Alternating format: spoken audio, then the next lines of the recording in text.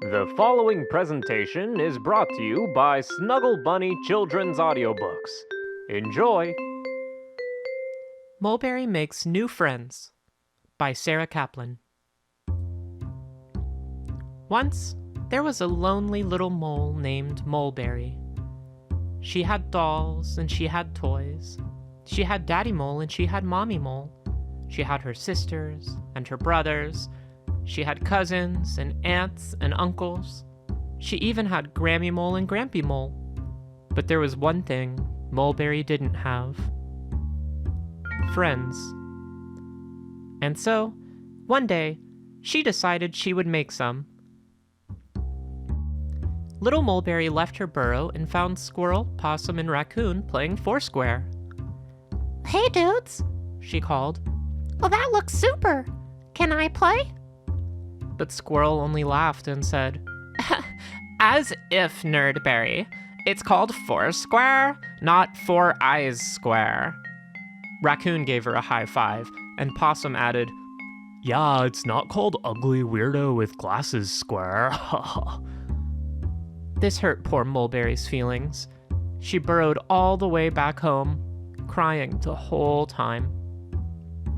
Mommy Mole found little Moleberry crying in her room. What's wrong? Mommy Mole asked. The other kids won't let me play. Moleberry sobbed. They just called me names. I'm sorry, Mommy Mole said. Kids were mean to me when I was your age, too. How about you try again tomorrow? Okay. Moleberry agreed. She stopped crying and fell asleep snuggled in Mommy Mole's big, warm claws. The next day, Moleberry left her burrow and found Squirrel, Possum, and Raccoon playing hide-and-go-seek. Oh, hey, cool cats. She called, Oh, that looks neato. Can I play? but Squirrel only laughed and said, As if, Lameberry. It's called hide-and-go-seek, not blind-and-go-freak. Raccoon gave her a high five, and Possum added, Yeah, it's not called Ugly Weirdos with Glasses and Go Seek. This hurt poor Moleberry's feelings. She burrowed all the way back home, crying the whole way. Mommy Mole found little Moleberry crying in her room. What's wrong? Mommy Mole asked. Well, the other kids wouldn't let me play again. Moleberry sobbed. But I know.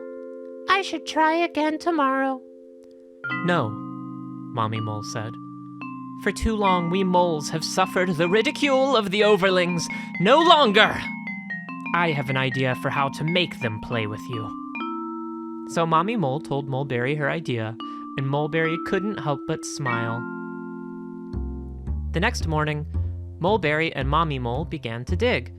Before long, Daddy Mole came to help, and then all her brothers and her sisters, and then all her aunts and uncles and cousins. Even Grammy and Grampy Mole came, carrying fresh cookies and juice. It took all day, but when they finished, Moleberry smiled and said, Thanks, everyone.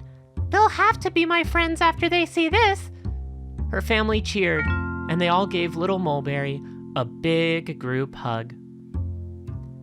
The next day, Moleberry found Squirrel, Possum, and Raccoon playing kickball. Well, said Squirrel. If it isn't Poopberry, back for more of my scathing wit? No, Said Moleberry. I came to give you one more chance. Oh well. The ground began to groan and rumble. Squirrel, Possum, and Raccoon tried to run, but soon found that there was nowhere to go but down. Squirrel, Possum, and Raccoon found themselves in utter darkness. Moleberry? Where are we? Asked Squirrel. A voice answered, echoing from the endless shadows. Who was it? Why, it was little Moleberry. Silence! She said. You are in my world now, far beneath the earth. You will not talk, only listen. I tried to be nice to you, but all you did was call me names. My family is very upset with you. At that, Squirrel, Possum, and Raccoon realized they weren't alone. All around them, everywhere they looked, they could see the glowing eyes of little Moleberry's big mole family. Don't worry, Laughed Moleberry. I won't let them hurt you. This time.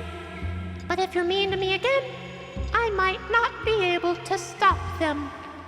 Remember, we are always there. Beneath your feet, beneath your 4 square courts, beneath your homes. So I'll ask you one more time. Can I play? From then on, Moleberry and her new friends would play together every day, and little Moleberry wasn't lonely anymore. The end.